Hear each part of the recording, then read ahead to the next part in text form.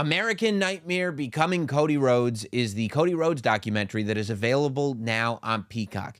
And as part of the premiere for this doc, I got to go down to Atlanta and check it out on a big screen in a real-life movie theater, along with some other folks who talk about wrestling for a living, a bunch of the geniuses that made this doc, Cody, his friends, his family, loved ones.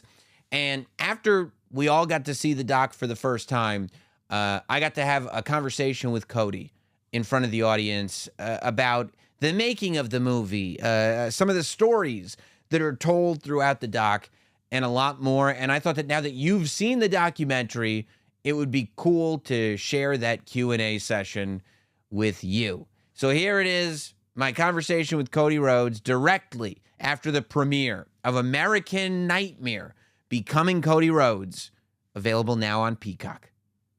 So, Cody, what do you want to talk about?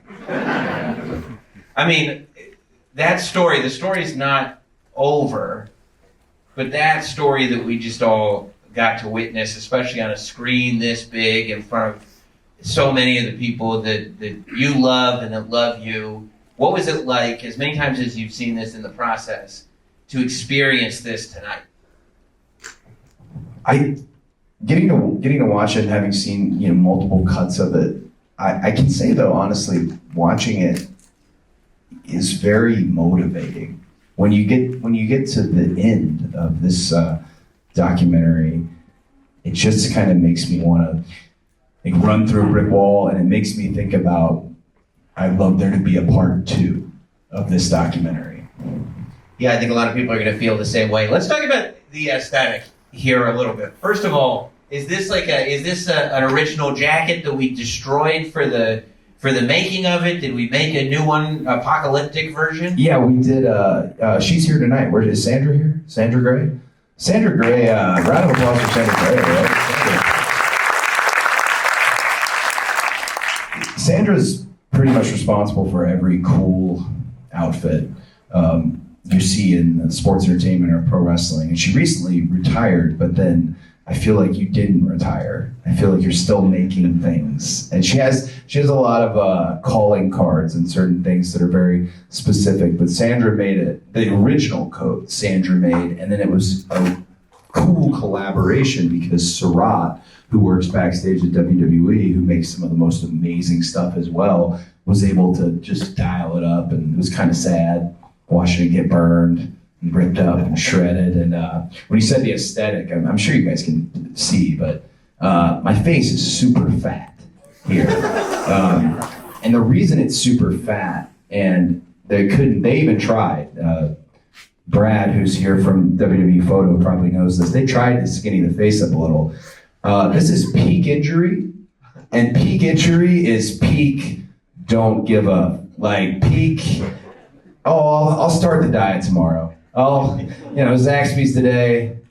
We'll start tomorrow. I think I got up to like 236. It was just not good. And what do you walk around at? There's an original, well, now I can't say.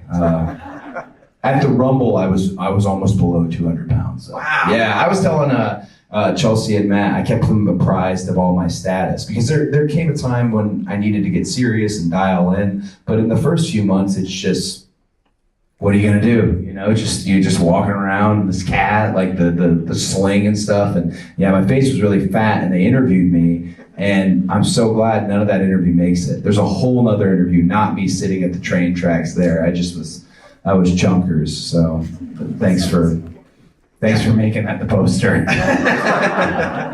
I mean, in total, there's something like, there's hours and hours and hours and hours of interview footage that they got with you to tell this story.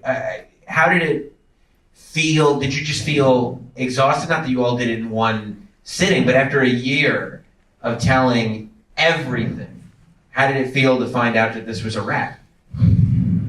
No, I felt, to be totally honest, I felt like I let the crew down. Ben Hauser and Matt Brain, because the documentary is clearly, the guy's supposed to win at the end, so I felt like I had let him down, and then seeing it, you got to let it get out of your hands. If it's about you, you can't You can't touch it. You got to let them tell their story. And I'm very proud of the story they told. I thought it was fair. I thought it was honest. I got to thank Mad Nick Jackson for allowing the BTE footage and allowing, the collaboration to exist in the first place. But I am very, it's about me. So I can't say, oh, it's amazing. Oh, it's terrible. It's about me. I am very interested to see on July 31st how all of not just the WWE universe, the whole pro wrestling world takes it.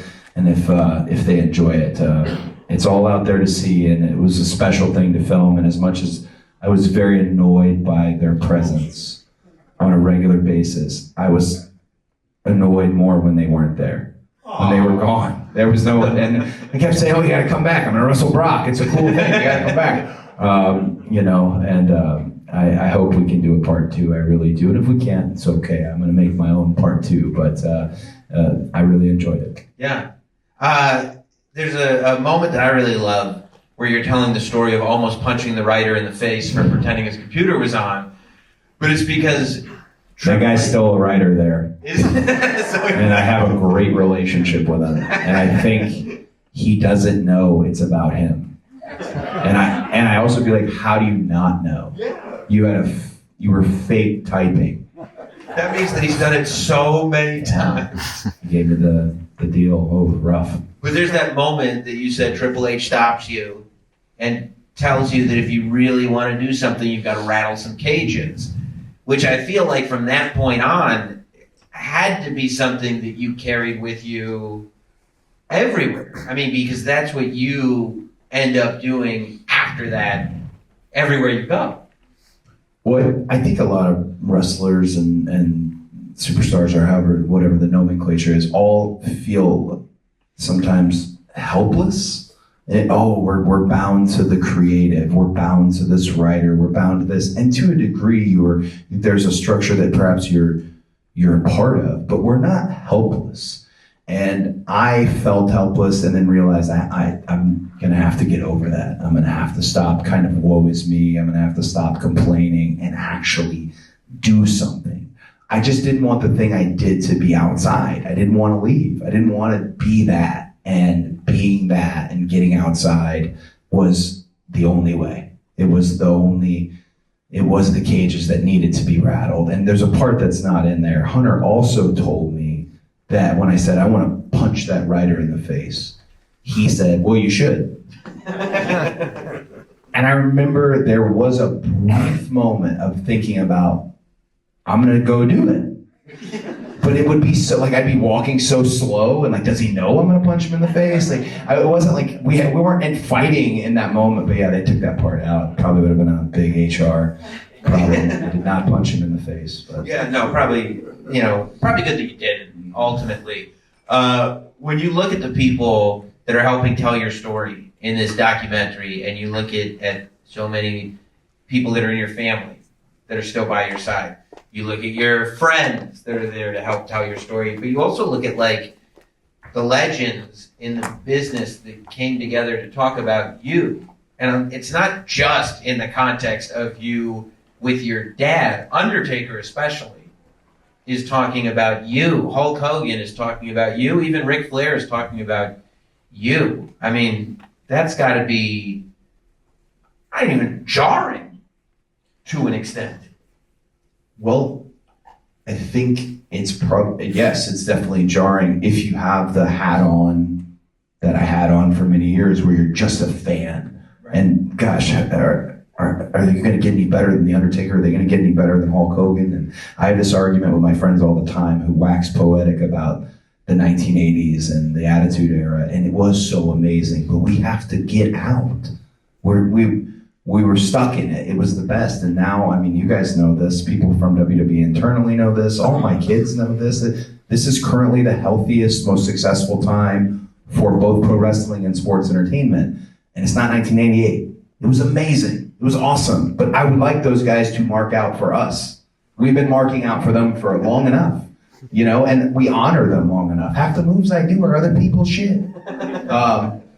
But it feels appropriate. Now, is it expected? Was it something when I saw these names? No, gosh, and I'm very blessed that I was able to get their attention, but it does feel like we're going in the right direction. The props that you found in the desert, were they the original pieces or were they remade for the purpose of telling the story? No, everything we used in the desert, the picture of my dad, the picture I have of him, and the classic WWF when it was the Worldwide Wrestling Federation Championship. That is the real title, right? You buried it in sand. We did, and do you know how you get the sand off? Wow. Leaf blower. It's a dude right there was paid just to do that with a leaf blower. He got all the sand off. That was a gift. Dan Lambert, who's like hated by the wrestling community, on one of my last weeks at AEW, he just handed it to me, and I was expecting him to tell me, hey, it'll cost this, or hey, do you want to take some pictures with it, or hey, do you want to see it? Handed it to me a beach towel and said, I thought you should have it. So now I have the title that he had his hands on, but then was stripped and taken away from him. And with Superstars passing, it's even more, I'm not letting anyone get that title. Ben Brown, who's the archivist at WWE, if he has a scent that you have something, it'll be gone the next day. He'll sneak into your house and get it. Like he had the dusty fur coat, which came from Dallas back to me. He had it way too long. Like, oh, I'll get it back to you. To the point now where the coat I have, I'm like, maybe a fake. Maybe a fake, yeah.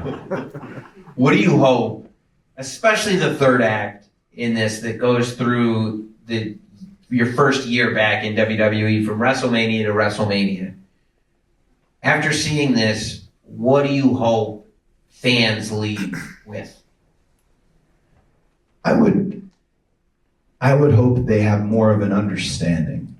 Finish the story is like a meme now. Who all these people are finishing their stories, and I would hope they have an understanding of what it means. Because as much as a wrestler, you always think the world revolves around you. Everybody knows the details, right? They may not, and there are so many young people who are watching now. And if I can just express it to them in the simplest of ways, hey, this is a title in the sports entertainment world that I thought my dad should have got, and he didn't. And I want to get it. It's not a hard story to follow, and it's honest. Being a quote unquote good guy or baby face in wrestling today is like, they don't exist. And then we're finding them pop up. Sami Zayn's so good at it, Kevin Owens, Jey Uso, all these guys.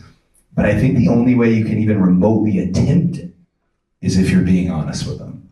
You cannot lie to them. Even if that means, in my case, striking out in front of the whole world. You can't lie to them. And I'm hoping they're motivated by that. And I'm hoping the young audience gets to see a little bit more of, oh, that's his dad. That's special, because I don't want his legacy, as much as I wave my own banner, I don't want his legacy to fade. I don't want his legacy to be any less than it should be. It's incredibly significant in terms of all the talent that's still on the table that he had a hand in creating. So I'd like them to see that too. Like little Brody's here. So everybody say hi to little Brody. It's little Brody. Little Brody's like, yeah, we can clap for little Brody. That's a good clap. Little Brody and Nolan, we're buddies, but there's a big age gap. So if they never knew, like, oh, I don't even know if they knew what my dad looked like. Brody and I had a conversation once, like 2 years ago, where he told me, he's like, I think my dad was more famous than your dad.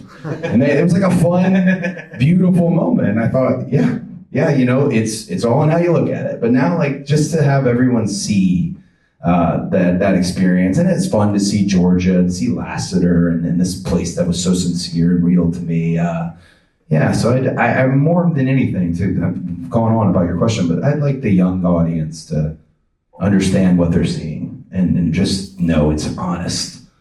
For better or for worse, it's honest. Well, Cody, I think I speak for all of us when I tell you how much we appreciate you sharing your story with us. Let's give another round of applause to Cody, as well as the brilliant team that helped put this documentary together.